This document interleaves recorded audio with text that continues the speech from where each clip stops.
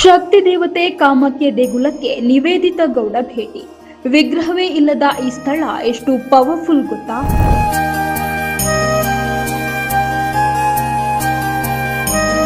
ಕನ್ನಡದ big boss ಮಾಜಿ ಸ್ಪರ್ಧಿ ಹಾಗೂ ಗಿಚ್ಚು ಗಿಲಿಗಿಲಿ ಕಾರ್ಯಕ್ರಮದ ಮೂಲಕ ಜನಪ್ರಿಯತೆ ಗಳಿಸಿರುವ ನಟಿ ನಿವೇದಿತಾ ಗೌಡ ಅವರು ಇತ್ತೀಚೆಗೆ ಅಸ್ಸಾಂನ ಪ್ರಸಿದ್ಧ ಕಾಮಾಖ್ಯ ದೇವಸ್ಥಾನಕ್ಕೆ ಭೇಟಿ ನೀಡಿದ್ದಾರೆ.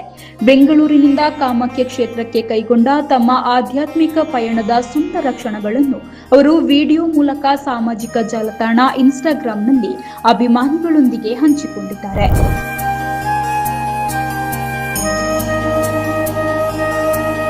ತಮ್ಮ ಪ್ರಯಾಣದ ಅನುಭವವನ್ನು ಹಂಚಿಕೊಂಡಿರುವ ನಿವೇದಿತಾ ಗೌಡ, ನನಗೆ ಕಾಮಾಖ್ಯ ದೇವಿ ದರ್ಶನ ಮಾಡಬೇಕು ಎಂದು ತುಂಬಾ ಆಸೆ ಇತ್ತು.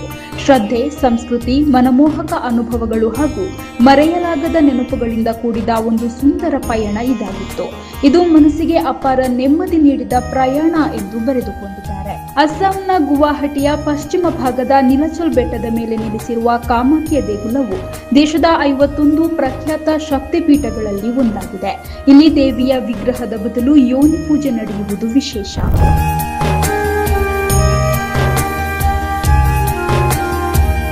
ಪ್ರತಿ ವರ್ಷ ಜೂನ್ ತಿಂಗಳಲ್ಲಿ ಇಲ್ಲಿ ನಡೆಯುವ ಅಂಬುಬಾಚಿ ಮೇಳ ಹಾಗೂ ದೇವಿಯ ಮುಟ್ಟಿನ ದಿನಗಳು ದೇಶಾದ್ಯಂತ ಭಾರಿ ಧಾರ್ಮಿಕ ಮಹತ್ವವನ್ನು ಪಡೆದಿವೆ. ಈ ಐತಿಹಾಸಿಕ ಹಾಗೂ ಆಧ್ಯಾತ್ಮಿಕ ಮಹತ್ವವುಳ್ಳ ಕ್ಷೇತ್ರಕ್ಕೆ ಇತ್ತೀಚೆಗೆ ನಟ ದರ್ಶನ್ ಅವರ ಪತ್ನಿ ವಿಜಯಲಕ್ಷ್ಮಿ ದರ್ಶನ್ ಹಾಗೂ ತಮಿಳು ನಟ ಸೂರ್ಯ ದಂಪತಿ ಕೂಡ ಭೇಟಿ ನೀಡಿ ಪೂಜೆಯನ್ನು ಸಲ್ಲಿಸಿದರು.